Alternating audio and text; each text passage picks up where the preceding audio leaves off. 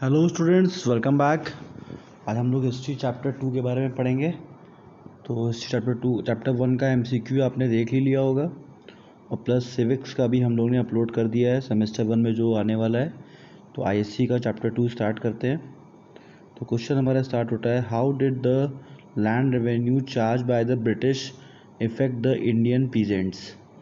तो उसका सही आंसर है, the peasants were unable to pay and cultivation were uneconomical.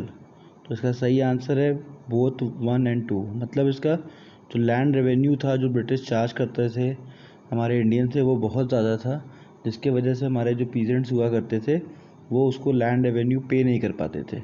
और साथ ही साथ जो भी उनका जो भी वो अपने खेतों में जो भी उगाते थे, वो जो ब्रिटिशर्स हुआ करते थे वो उनसे बहुत ही सस्ते रेट में ख़रीद लेते थे। तो इसके वजह से वो भी अनइकोनॉमिकली था उनके लिए। तो सही आंसर है 3, 1 एंड 2। नेक्स्ट है, why did money lender exploit farmer during the British rule. तो मनी लेंडर्स ने फार्मर को क्यों एक्सप्लॉइट किया ब्रिटिश रूल में। तो देखते हैं, the money lender compelled the farmer to mortgage his land in order to pay the land revenue. मतलब लैंड रेवेन्यू ब्रिटिश रूल ने बहुत ज़्यादा बढ़ा दिया, जिसके वजह से जो फार्मर हुआ करते थे उनके पास पैसे नहीं हुआ करते थे कि वो अपना लैंड रेवेन्यू पे कर सकें। जो टैक्स लगता था लैंड पे वो टैक्स दे सकें। तो उसके बदले में जो मनी लेंडर्स हुआ करते थे वो कहते थे कि आप अपने ज़मीन का कागज़ हमारे पास रखो, उसके बदले में आपको पैसा देंगे। ठीक है। उसके बाद money lender charge high rate of interest with farmer. फिर मनी लेंडर जो हुआ करते थे वो ज़्यादा रेट ऑफ इंटरेस्ट चार्ज करते थे। अब फार्मर्स के पास कोई ऑप्शन था नहीं, उनको ब्रिटिशर्स को पैसा देना ही होता था। तो वो अपना ज़मीन रख के लैंड रेवेन्यू पे करते थे और बाद में इंटरेस्ट इतना ज़्यादा हुआ करता था कि इंटरेस्ट वो पे नहीं कर पाते थे और जो उनका ज़मीन होता था वो जितने भी मनी लेंडर्स हुआ करते थे वो ज़मीन उनका ले लेते थे। तो इसका सही आंसर है पॉइंट नंबर 3, 1 एंड 2। जैसा कि आप जानते हैं हमारे चैनल पे जो भी एमसीक्यू है, अभी तक हम लोग जितने भी एमसीक्यू अपलोड कर रहे हैं सब इस चीज़ को सोच के हम लोग लगा रहे हैं ताकि आप इसको as a notes plus MCQ learn करें। ठीक है। इसके बाद हम लोग टेस्ट पेपर अपलोड करेंगे, तो उसमें आप जज करिएगा कि आपने जो लर्न किया है वो सही है कि नहीं सही है। ठीक है, आपने कितना परसेंट आपका तैयार है। तो अभी टेस्ट पेपर्स आएंगे तो उसको आप उस समय जज करेंगे, अभी आप लर्न करिए। नेक्स्ट है, what was the role of zamindars during the British rule. तो ज़मींदार का क्या रोल था ब्रिटिश रूल के समय, ज़मींदार से क्या काम करवाते थे ब्रिटिशर्स।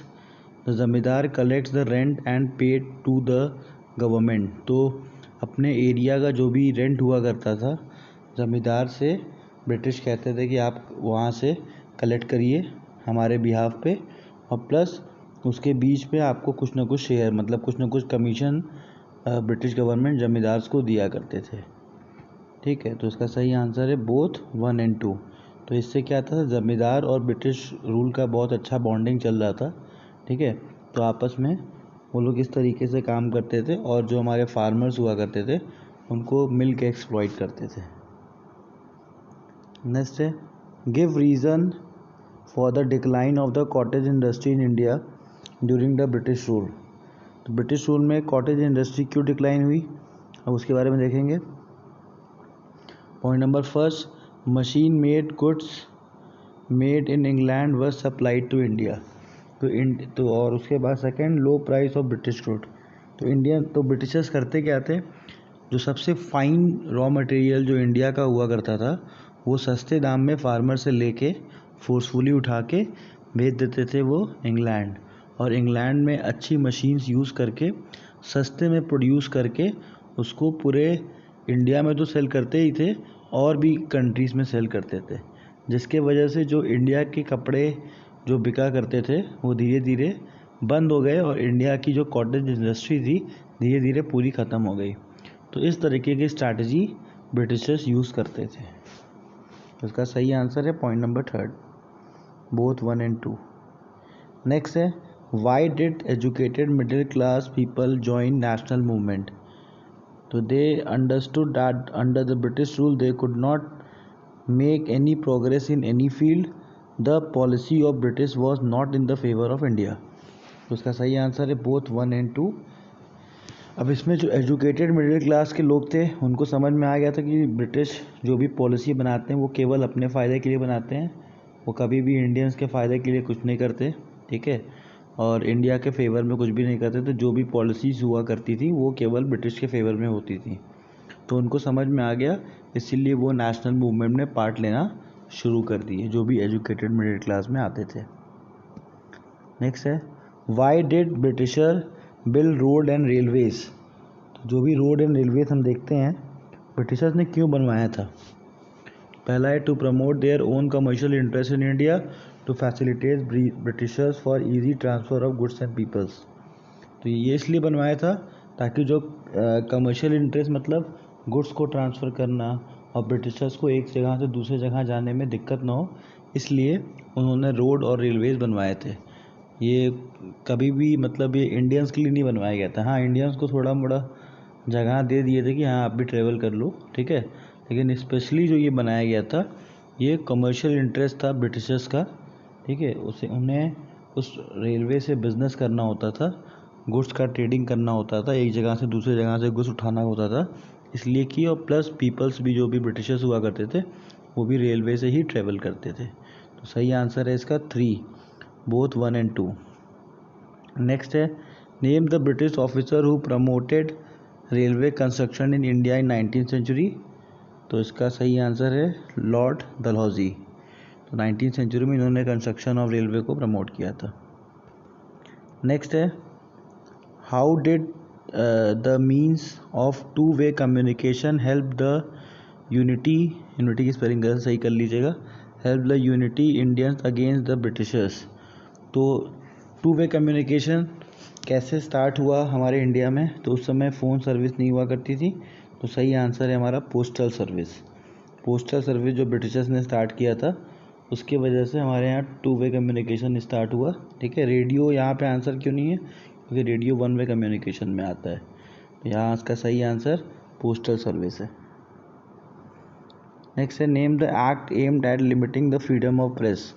तो उस टाइम देखा गया कुछ प्रेस वाले थे जो कि सच्चाई लिखना शुरू कर दिए थे। उनको लगता था कि ब्रिटिशर्स इंडियंस का नुकसान कर रहे हैं, ठीक है, तो उस नुकसान के बारे में लोग बताना शुरू कर दिए। प्रेस अच्छी थी, मतलब सच्चाई छापने लगी थी, और जो सच्चाई थी वो ब्रिटिशर्स के अगेंस्ट में थी। तो ब्रिटिशर्स ने उनके फ्रीडम को छीनने के लिए पॉइंट नंबर फर्स्ट ये वर्नाकुलर प्रेस एक्ट पास किया, जिसमें अब जो प्रेस वाले थे वो ब्रिटिशर्स के अगेंस्ट में कुछ नहीं लिख सकते थे, उस गवर्नमेंट के अगेंस्ट में कुछ नहीं लिख सकते थे। अब आते हैं next, who pass vernacular press act in 1878। Date याद रखिएगा, एग्जाम में डेट भी पूछ लेता है। तो किसने पास किया था, तो वर्नाकुलर प्रेस एक्ट पास करने वाले पॉइंट नंबर फर्स्ट लॉर्ड लाइटन थे। तो नाम इनका याद रखिएगा और डेट भी याद रखिएगा कि 1878 में पास हुआ था वर्नाकुलर प्रेस एक्ट। नेक्स्ट आते हैं, why was the vernacular press act pass. तो मैंने आपको बता ही दिया है, the press criticise the aggression policy of British rule to stop the press to print the reality of British government. तो यही दोनों पॉइंट सही है कि जो भी ब्रिटिशर्स की पॉलिसी हुआ करती थी, ठीक है, उसको वो छाप दिया करते थे, उसको क्रिटिसाइज़ किया करते थे, ठीक है, ये प्रेस वाले, और साथ ही साथ और ब्रिटिश की रियलिटी वो पेपर में छापना शुरू कर दिए थे। इसके वजह से ब्रिटिश गवर्नमेंट का नाम ख़राब हो रहा था, इसलिए ब्रिटिश गवर्नमेंट ने ये एक्ट पास किया। किसने पास किया, नाम याद रखिएगा, लॉर्ड लाइटन ने। कब पास किया ये भी याद रखिएगा, 1878 में। नेक्स्ट है, the vernacular act was repealed by. तो ये तो हम लोग ने पढ़ लिया है, किसने इसको बंद किया। बाद में बहुत ज़्यादा मतलब पढ़ा नहीं, अभी बहुत ज़्यादा दिक्कत होने लगी, ठीक है, तो उसको रिपील करने वाले लॉर्ड रिपन थे। इन्होंने इसको बंद करवाया 1882 में। तो देखिए यहाँ पे 1878 में पास हुआ और फिर बाद में इस एक्ट को 1882 में बंद भी कर दिया गया, क्योंकि बहुत ज़्यादा इनसिक्योरिटी इंडियंस में आ गई थी कि अब इंडियंस की मतलब आवाज़ भी छीन ली गई थी कि इंडियंस अब कुछ बोल भी नहीं पाएंगे, तो इसीलिए इसको बंद किया गया। और किसने बंद किया? लॉर्ड रिपन ने। तो ये नाम याद रखिएगा। नेक्स्ट आते हैं, what was the repressive colonial policies of lord Lytton. तो लॉर्ड लाइटन की क्या कॉलोनियल पॉलिसी थी उसको समझते हैं। Lord Lytton organize a great Delhi Durbar in 1877 to proclaim Queen Victoria as the empress to empress of India. तो यहाँ पे क्या है, एम्परर होगा, यहाँ पे एम्प्रेस लिखा हुआ है, सही कर लीजिएगा। तो देखिए यहाँ पे क्या बता रहा है कि लॉर्ड लाइटन ने क्या किया था, दिल्ली दरबार करके एक प्रोग्राम ऑर्गेनाइज़ किया था 1877 में, डेट याद रखिएगा, जिसमें क्वीन विक्टोरिया को बुलाया गया था, ठीक है, और बहुत सारे पैसे स्पेंड किए गए थे। देखिए इसमें लिखा हुआ है सेकेंड पॉइंट में, lakh of rupees were spend on the event but nothing was done for the Indian who were in the grip of frame. और उस समय भूखमरी चल रही थी, लोगों के पास खाने को पैसे नहीं थे, और इंडिया का जो पैसा था ये लोग पार्टी में, मतलब ये जो पूरा इवेंट ऑर्गेनाइज़ किया गया था उसमें लॉर्ड लाइटन ने खर्चा किया, ठीक है। और उसी समय लॉर्ड लाइटन ने ये दो एक्ट भी पास किए, एक वर्नाकुलर प्रेस एक्ट और दूसरा इंडियन आर्म एक्ट। तो ये डेट आप ज़रूर याद रखिएगा, एग्ज़ाम में डेट के अलग से क्वेश्चन आ सकते हैं। तो दिल्ली दरबार का डेट याद रखना है आपको, ठीक है, प्लस वर्नाकुलर प्रेस एक्ट का और इंडियन आर्म एक्ट का। तो इसका सही आंसर है ऑल ऑफ द वेब। यहाँ पे देखिए नन ऑफ द वेब लिखा है गलती से, इसको सही करके ऑल ऑफ द वेब कर लीजिएगा। ये तीनों पॉइंट सही है। नेक्स्ट है, state the objective of landlord society founded in 1837। तो लैंडलॉर्ड सोसाइटी कब बनाई गई थी? तो ऐसा भी क्वेश्चन आ सकता है, 1837 में बनाई गई थी। क्यों बनाई गई थी इसको देखते हैं। To safeguard the interest of the landlord of Bengal. तो सही आंसर यही है कि बंगाल में जो लैंडलॉर्ड थे उनके इंटरेस्ट को, उनको सुरक्षित बनाने के लिए ये एक्ट पास किया गया था। नेक्स्ट आते हैं, ये सोसाइटी बनाई गई थी, सॉरी मैंने बोल दिया एक्ट पास किया गया था। नेम है, name the organization which merge in 1851 to form British India association of Bengal. तो कौन सी सोसाइटी थी जो मर्ज हुई थी और कौन सी ऑर्गेनाइजेशन थी जो मर्ज हुई थी 1851 में British India association of Bengal बनाने के लिए? तो लैंड लॉर्ड सोसाइटी और the Bengal British India society को मर्ज करके बनाया गया था British India association of Bengal, ठीक है। उसको बढ़िया से याद कर लीजिएगा, एग्जाम में ऐसे क्वेश्चंस आते हैं। नेक्स्ट आते हैं, what are the objective of Bombay association and the Madras native association which was formed in 1852। तो क्वेश्चन पूछ सकता है बॉम्बे एसोसिएशन और मद्रास नेटिव एसोसिएशन कब बनाया गया? तो डेट याद रखेंगे, 1852 में बनाया गया। और ये क्यों बनाया गया था अब देखते हैं। To make reform in the administrative and to encourage the education activity. मतलब प्रशासन व्यवस्था को अच्छा बनाने के लिए और एजुकेशन एक्टिविटीज़ को अच्छा बनाने के लिए ये दोनों एसोसिएशन बनाए गए थे। तो नाम याद रखना है, डेट याद रखना है, ठीक है, प्लस ऑब्जेक्टिव भी याद रखना है। नेक्स्ट है, who expose the economic exploitation of India through the book of poverty and un British rule. तो यहाँ पे आपको ये किसने ये बुक लिखा है ये भी पूछा जा सकता है, ठीक है। तो इकोनॉमिक एक्सप्लॉयटेशन जो इंडियंस का हो रहा था उसको बुक के थ्रू किसने समझाया है, ठीक है, एक्सपोज किया है? तो सही आंसर इसमें है दादा भाई नौरोजी, इन्होंने ये बुक लिखी थी, ठीक है, poverty and un British rule in India. Next है, why was British government friendly with the Congress in initial stages. तो शुरुआती के टाइम में जब कांग्रेस बनी थी तो उस समय ब्रिटिशर्स क्यों इतना ज़्यादा फ्रेंडली थे कांग्रेस से, कांग्रेस पार्टी से? क्यों? क्योंकि the goal of Congress was to promote the self government within the empire. क्योंकि जो कांग्रेस पार्टी थी वो चाहती थी कि ब्रिटिश गवर्नमेंट के अंडर में ही हम अपना खुद का गवर्नमेंट बना के इंडिया में अपना राज्य स्थापित करें, लेकिन हम ब्रिटिश के अंडर में ही रहेंगे, कोई दिक्कत नहीं है। तो इसीलिए पसंद करते थे ब्रिटिशर्स कांग्रेस को। And Congress do not want independence ये गलत है। कांग्रेस वर हेल्पिंग ब्रिटिश, ये भी गलत है। तो सही आंसर आपका है पहला। द कांग्रेस का जो था ये कि प्रमोट करते थे कि सेल्फ गवर्नमेंट दीजिए within the empire. Who was A U. Humes, A O. Hume कौन थे? तो पहला ए.यू. ह्यूम जो थे वो रिटायर्ड ब्रिटिश सिविल सर्वेंट थे, ठीक है। He appeal to educated Indian to work for the moral and material upliftment of the country. ये थे ब्रिटिश ऑफिसर, लेकिन वो ज़्यादातर इंडियंस को प्रमोट करते थे कि आप लोग पढ़ाई लिखाई करिए और ताकि आपका जो कंट्री है वो अपलिफ्ट हो। और साथ ही साथ इंडियन नेशनल कांग्रेस के फाउंडर भी यही थे। तो ये एक बहुत ही इम्पोर्टेंट क्वेश्चन है, who founded the Indian national Congress? तो ए.ओ. ह्यूम याद रखना है, ठीक है। और ये कौन थे? ब्रिटिश सिविल सर्वेंट थे। नेक्स्ट है, what are the characteristics features of the Indian national Congress in the beginning? तो जब एकदम इंडियन नेशनल कांग्रेस बिगिनिंग में थी तो उसके क्या कैरेक्टरिस्टिक फीचर्स थे, वो क्या करते थे? पहले था it was organize to educate Indians, वो बनाया गया था कि इंडियन को एजुकेट किया जाएगा। Merely a non political body थी ये, which was in the favour of wasting certain concession from the British government through appeals. तो मतलब कुछ अगर गवर्नमेंट से कुछ अपील करना हो तो नॉन पॉलिटिकल पार्टी की तरह ये एक ऑर्गेनाइजेशन बनाया गया था अपील करने के लिए, ठीक है। तो ये काम था इंडियन नेशनल कांग्रेस का स्टार्टिंग फेज में, जब इसको इन्होंने ए.ओ. ह्यूम ने बनाया था, ठीक है। बाद में धीरे धीरे वो पॉलिटिकल पार्टी में कन्वर्ट होती चली गई। तो यहाँ पे आंसर होगा थर्ड, बोथ 1 and 2। अब नेक्स्ट है, when and where was the first session of Indian national Congress held?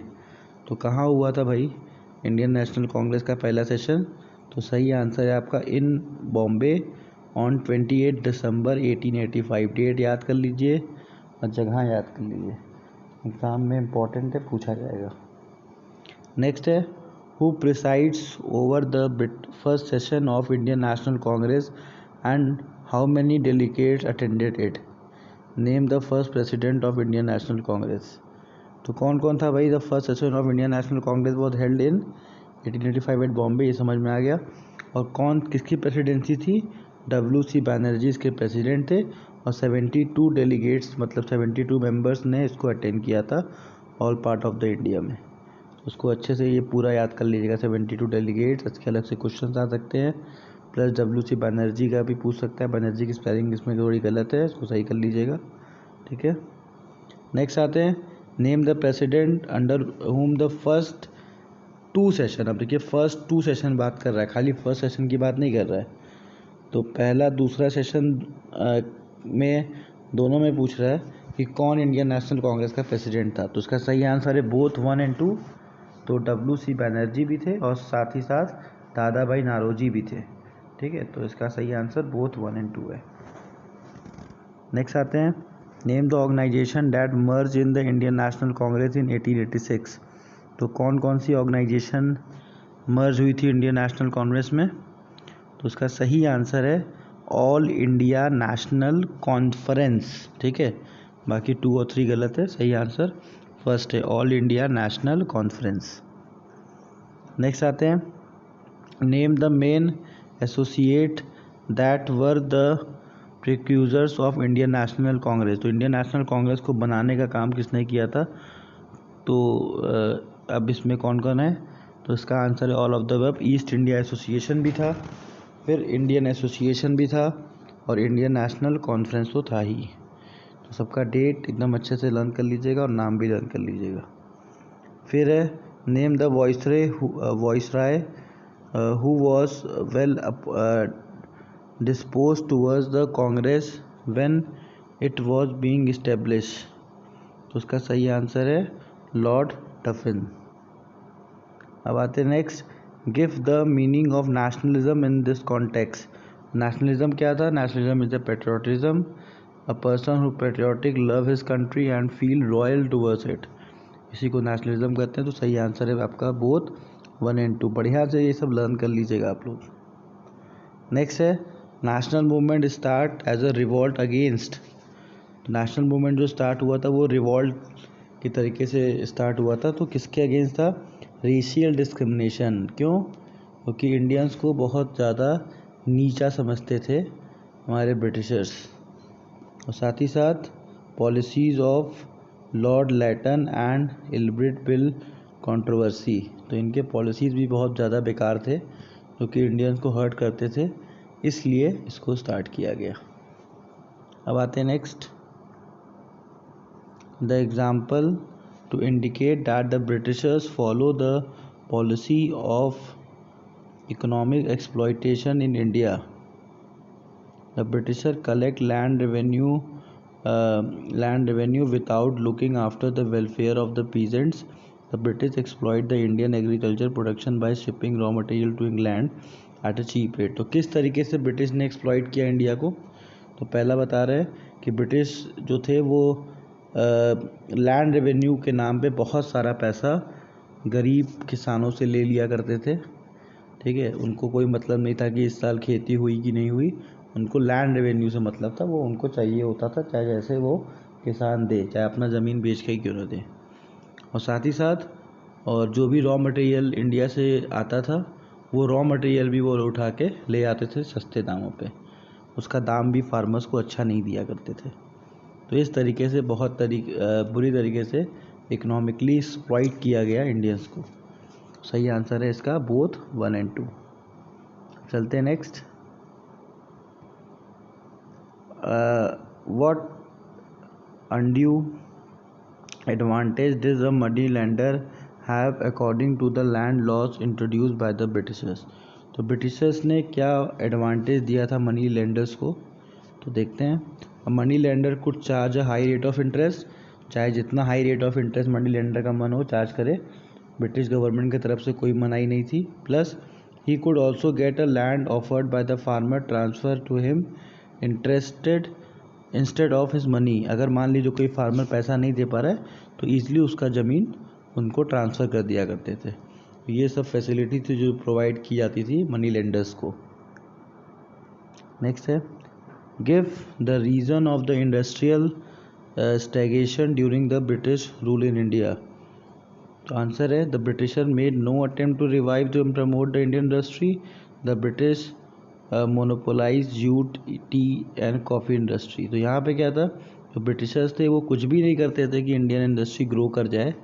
यहाँ तक कि जूट, टी और कॉफ़ी जो इंडिया का बिकता था उसको भी मोनोपोलाइज कर दिया था। वो अपने थ्रू वो बेचना शुरू कर दिए थे। इंडियन से सस्ते रेट पे ख़रीदना है या फिर उनसे छीन लेना है और फिर उसको उठा के हायर रेट पे ब्रिटिशर्स अपने तरफ से बेचा करते थे। तो इस तरीके से पूरे इंडस्ट्रीज़ की हालत ख़राब हो गई थी। तो सही आंसर है बोथ 1 और 2। नेक्स्ट है, how did the railway prove to be the blessing of the distinguish of the Indians.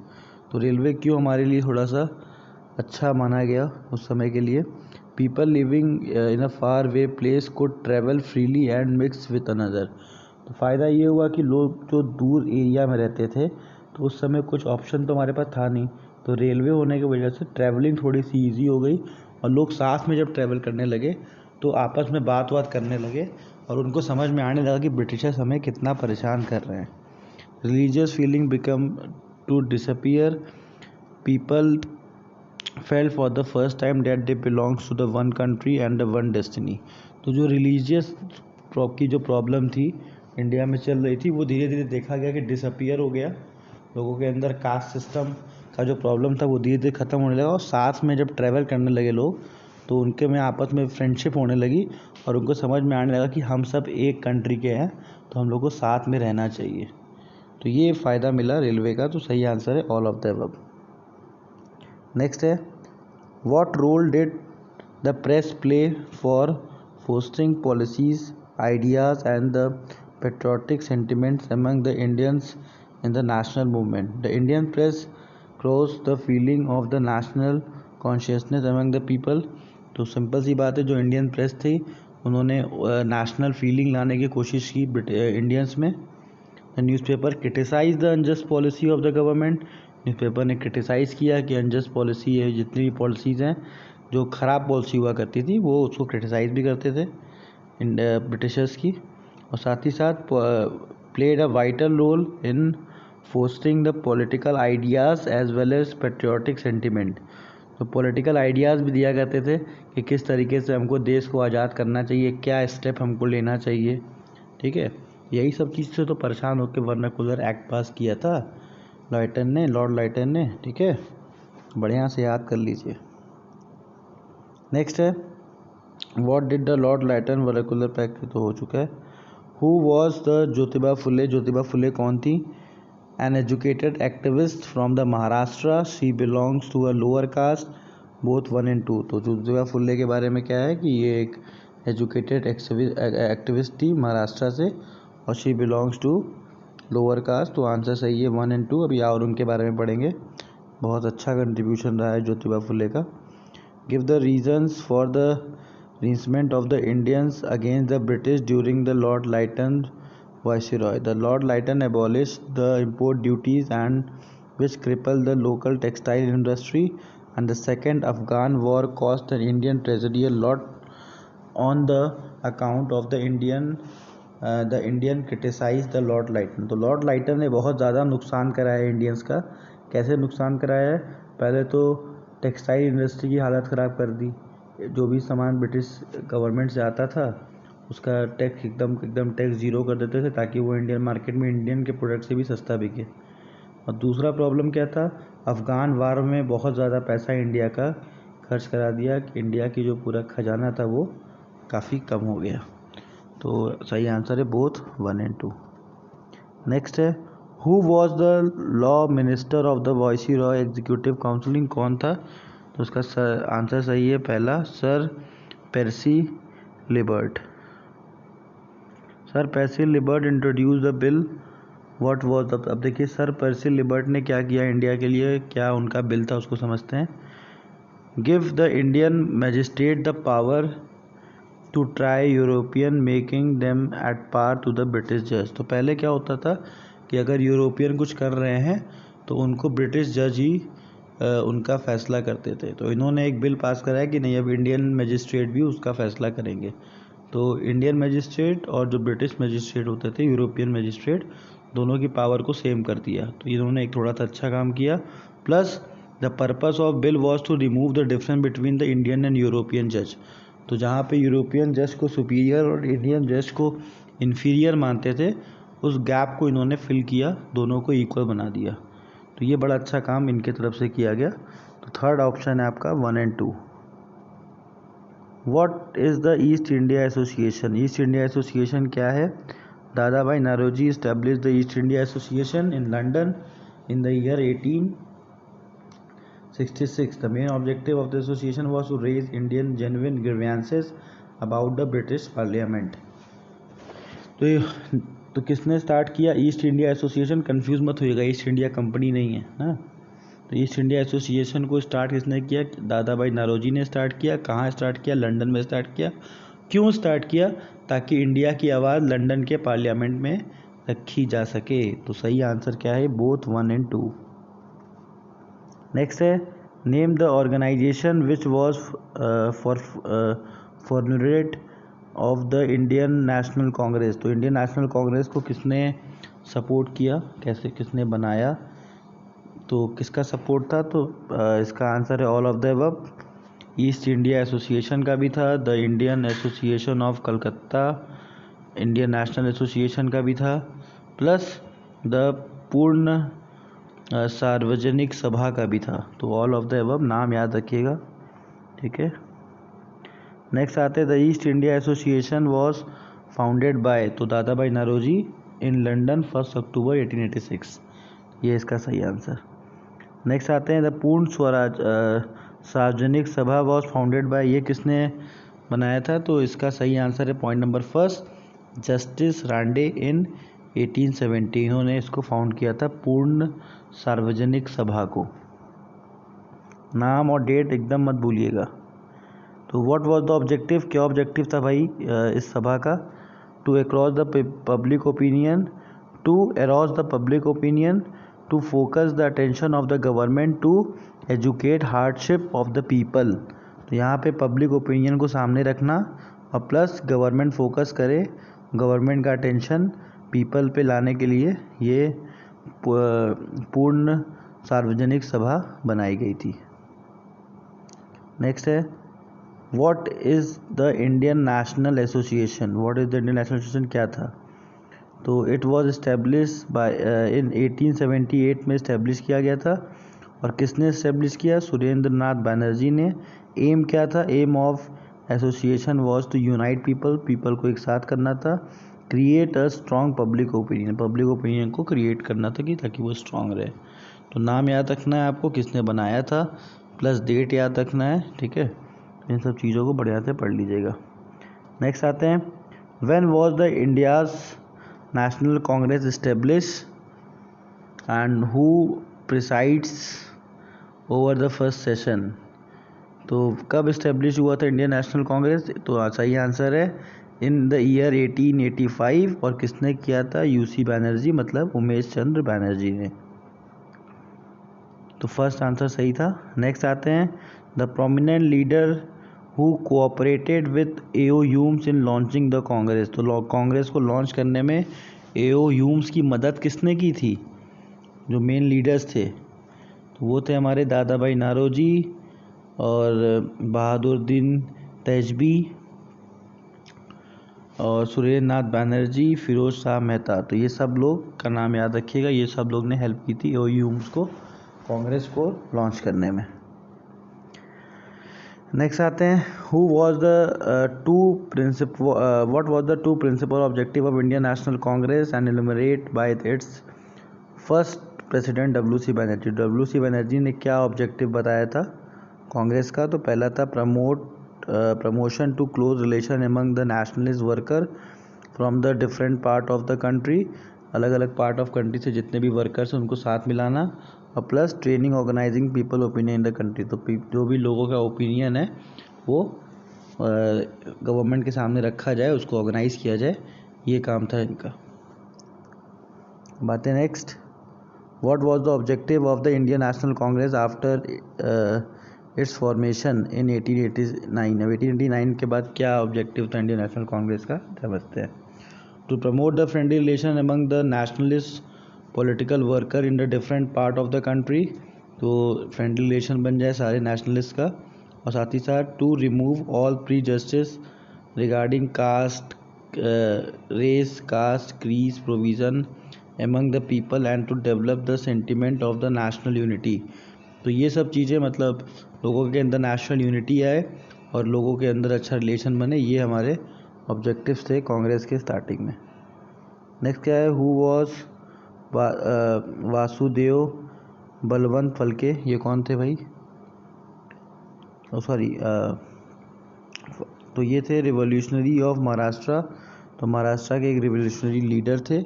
और ही engineering and arm revolt against the British in Deccan region 1879 to 1883 में। तो आर्म रिवॉल्ट में इन्होंने पार्ट लिया था, बहुत अच्छा काम किया था। और 1879 से 1883 तक। सही आंसर है पॉइंट नंबर 3। नेक्स्ट है mention the factor that help in the growth of nationalism. तो नेशनलिज्म कैसे लोगों के अंदर जागा?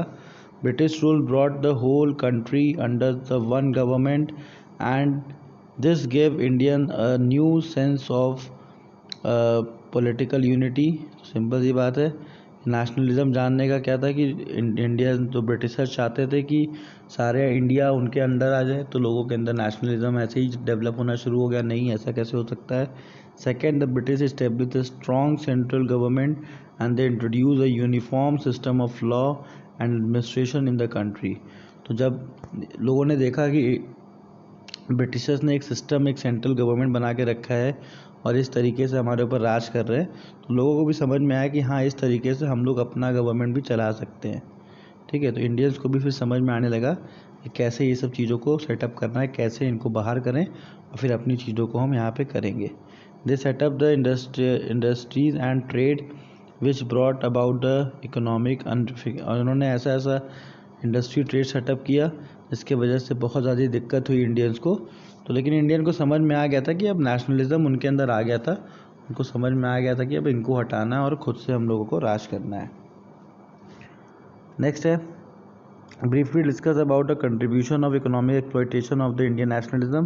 कैसे कैसे एक्सप्लॉयटेशन किया गया था। पहला था सप्लाई ऑफ रॉ मटेरियल, जो भी था उसको डंप करते थे फिनिश गुड्स, मतलब यहाँ से रॉ मटेरियल उठाए ले गए इंग्लैंड, वहाँ से बनाए और इंडिया में डंप कर दिया सस्ते प्राइस में। इंडिया का मार्केट पूरा ख़राब। दूसरा है the flooded the Indian market with the British good. Indian market में खाली ब्रिटिश गुड बिक रहे थे, ठीक है, इतने सस्ते कि लोग इंडियन गुड्स कैसे खरीदे। ब्रिटिश गुड अच्छे क्वालिटी के सस्ते सामान मिल रहे थे। The Indian artisan and craftsman gave up the ancestor occupation, मतलब जितने भी हमारे एंसेस्टर ऑक्यूपेशन जो आर्टिशियन और क्राफ्टमैन जो पुराने हमारे लोगों से सीखा था, अपने एंसेस्टर से जो काम सीखा था, वो सारे काम को वो छोड़ के फार्मिंग उन्होंने शुरू कर दिया। उनको समझ में आ गया कि हमारा जो भी ये टेक्निक है जो हम जानते हैं कोई मतलब नहीं है, अब सब मशीन के द्वारा सब लोग खरीदेंगे, वो सस्ता पड़ता है, तो वो लोग भी गिव अप कर दिए थे और लो वेजेस पे वो काम करना शुरू कर दिए थे, जिसके वजह से वो पावर्टी में एकदम चले गए थे। सही आंसर है all of the above. What was the economic factor responsible for the growth of nationalism in India. अब क्या इकोनॉमिक फैक्टर था। British came in India to exploit the trade. Britishers ने ट्रेड सिस्टम पूरा ख़राब कर दिया था और जो भी रॉ मटेरियल था वो सस्ते में लेके जाते थे। ये बात हो ही चुकी है हमारी आपकी।